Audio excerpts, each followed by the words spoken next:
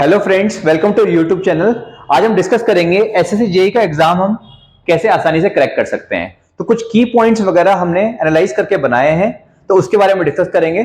तो कुछ ये मैंने की पॉइंट्स लिखे हुए हैं। पहले हम बात करेंगे कुछ क्वालिटीज जो सक्सेसफुल एस्पिरेंट्स में होते हैं। आप जानते हो कुछ लोग को आपने देखा होगा कि 6 महीने में 5 महीने में एग्जाम क्रैक कर लेते हैं, तो उनमें क्या क्वालिटीज वगैरह होती हैं वो उसके बारे में डिस्कस करेंगे। नेक्स्ट हम स्टैट्स की बात करेंगे, कुछ practical stats, time management, marks management कैसे रखना है आपको एग्जाम के लिए, ये कैसी अपनी प्रिपरेशन स्ट्रेटेजी वगैरह रखनी है आपको। नेक्स्ट हम बात करेंगे being engineering institute what we can do for you, हम आपके लिए क्या कर सकते हैं, कैसे आपको टेस्ट वगैरह परफॉर्म करा सकते हैं। नेक्स्ट हम आते हैं लाइव सेशंस पे, कुछ लाइव सेशंस वगैरह हम आपके लिए चलाएंगे। ठीक है, नेक्स्ट वीक से लाइव सेशन हमारे स्टार्ट हो जाएंगे, जिसमें हम क्या करेंगे 80 to 100 क्वेश्चंस के अराउंड डिस्कस करेंगे आपका। नेक्स्ट हम topics on which we can make video, आप हमें बताइएगा किसी टॉपिक्स में आपने कोई डाउट है, आपने कॉलेज में पढ़ा है, इंस्टीट्यूट में पढ़ा है किसी में, और डाउट होता है आपको टॉपिक्स पे, तो आप बताइएगा। हम पोटेंशियल टॉपिक जो है उनमें हम क्या करेंगे, आपके वीडियोस वगैरह बनाएंगे। चलो यार, without wasting any time start करते हैं कैसे हम एसएससी जेईई का एग्जाम क्रैक कर सकते हैं। ठीक है, चलो देखते हैं। तो पहले हम बात करते हैं qualities of a successful engineering aspirants. तो इंजीनियरिंग एस्पिरेंट्स में क्या क्या क्वालिटी होनी चाहिए, देखो पहले तो उसका मेंटल लेवल अच्छा होना चाहिए, दिमाग से वो थोड़ा शार्प होना चाहिए, उसको चीजें समझ में आनी चाहिए। नेक्स्ट उसकी एनालिटिकल थिंकिंग होनी चाहिए। ठीक है, जो न्यूमेरिकल पार्ट वगैरह है, आपका डिफिकल्ट पार्ट है, उसको समझ पाए, एनालाइज कर पाए चीजों को, ये क्वेश्चन मुझसे होगा नहीं होगा, टाइम लेगा नहीं लेगा, ये सारी बातें। नेक्स्ट आपकी 3D इमेजिनेशन होनी चाहिए। कहने का मतलब जैसे आप कोई चीज पढ़ रहे हो, मान लीजिए बीम्स पढ़ रहे हो, आप कॉलम्स पढ़ रहे हो, शेयर फोर्स डायग्राम पढ़ रहे हो, बेंडिंग मोमेंट डायग्राम पढ़ रहे हो, फ्लूइड मैकेनिक्स का कोई पार्ट पढ़ रहे हो, डैम्स वगैरह पढ़ रहे हो, या कोई भी चीज पढ़ रहे हो आप, तो उसकी इमेज वगैरह आपके दिमाग में आनी चाहिए।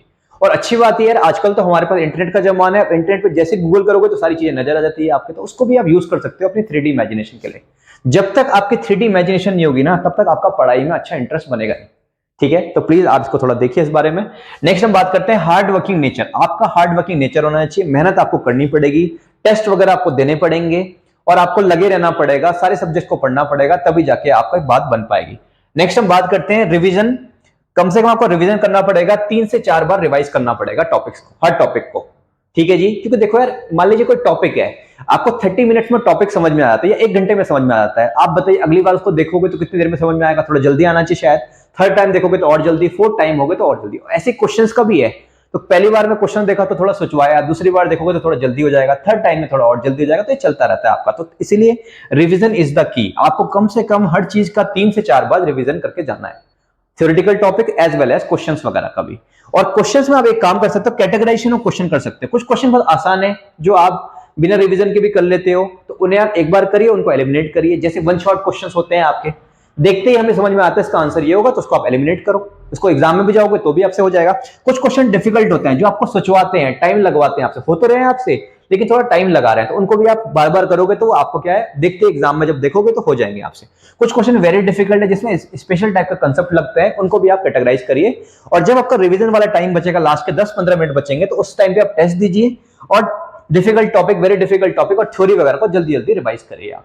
ठीक है जी, नेक्स्ट बात करते हैं, ये सबसे इंपॉर्टेंट बात है। सबसे इंपॉर्टेंट बात जो है वो क्या है कि क्या आपको पढ़ना है और क्या नहीं पढ़ना है।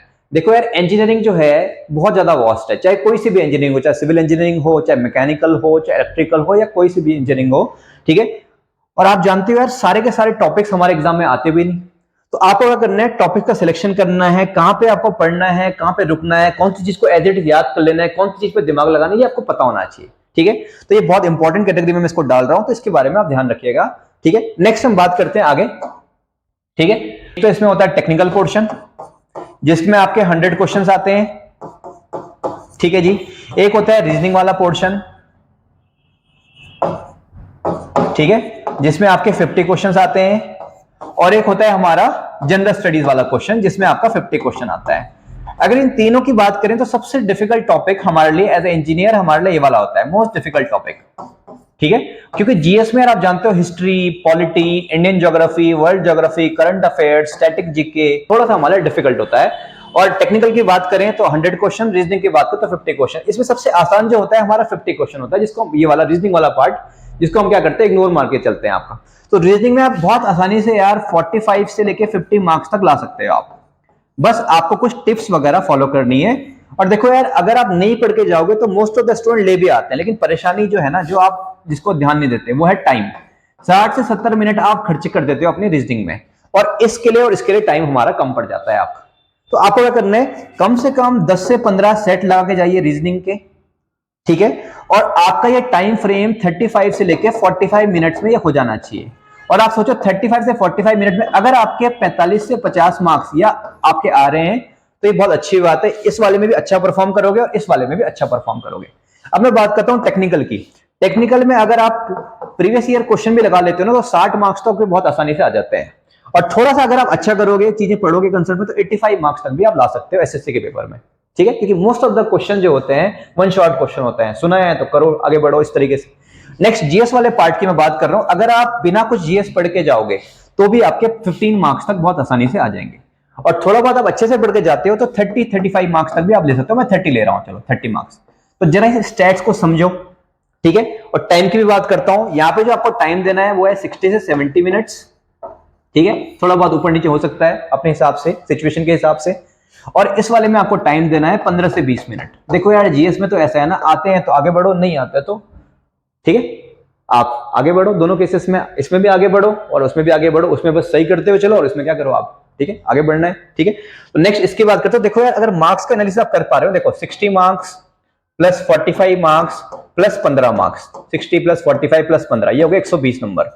फिर है आपके 85 प्लस 50 और प्लस आपके 30, तो 85 प्लस 50 प्लस 30 ये हो गया आपका 165। तो 25 आ जाए, 30 आ जाए, 35 आ जाए, 40 आ जाए, तो आई एम वेरी श्योर कि एग्जाम आपका क्रैक हो जाएगा। तो इस बारे में आपको सोचना है थोड़ा, ठीक है। और रीजनिंग को भी आपको मजाक में नहीं लेना है इसको, कि डायरेक्ट एग्जाम में जाके करना है, इसको बहुत सीरियसली लेना है आपको। जो आसान चीजें होती है अक्सर उनको इग्नोर मार देते हैं, ये नहीं करना है आपको।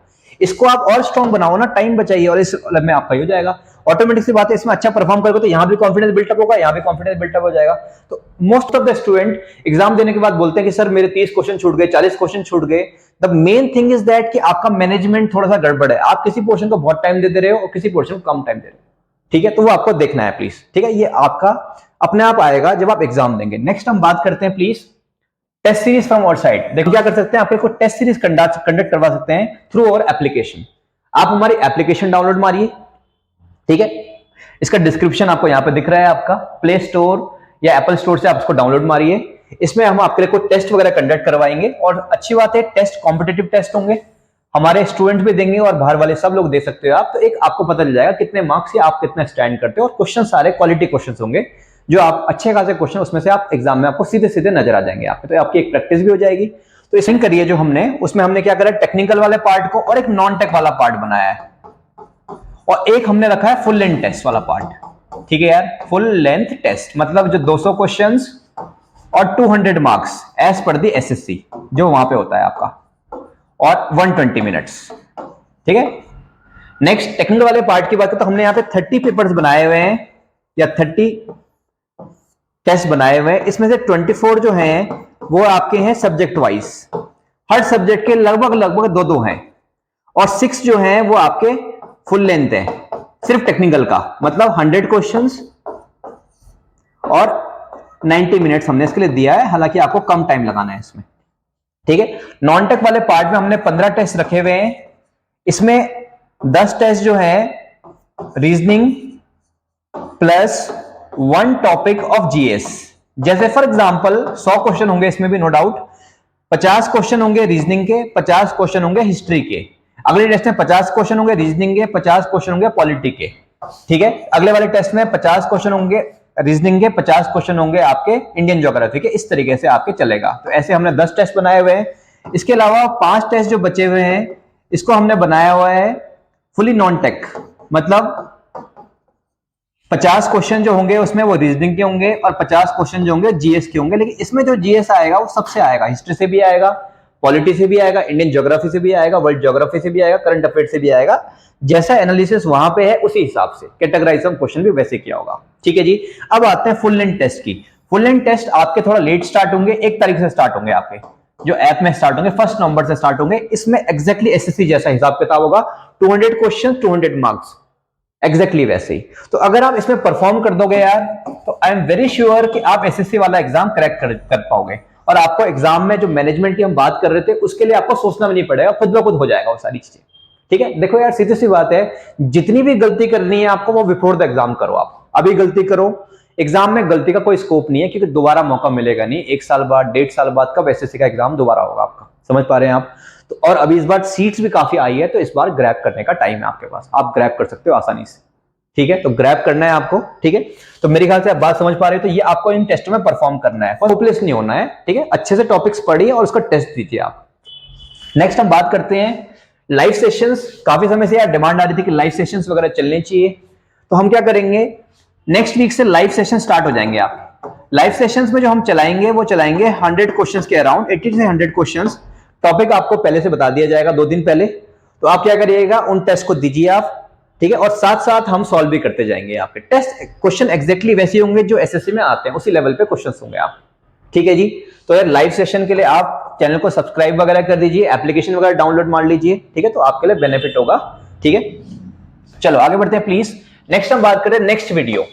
नेक्स्ट वीडियो जो हम बनाने वाले हैं, ये बहुत इंपॉर्टेंट वीडियो है। ये होगी कंपैरिजन ऑफ कट ऑफ।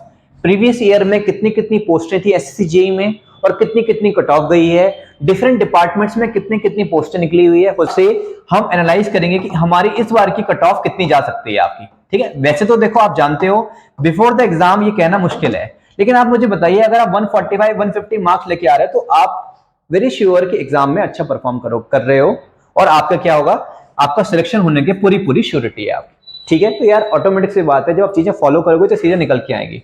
ठीक है, तो ये सारी चीजें मैंने आपको बता दी, तो यार ये चीजें हमें फॉलो करनी है आप। ठीक है, तो ठीक है यार, फिर मिलते हैं नेक्स्ट वीडियो में। चलो बाय बाय।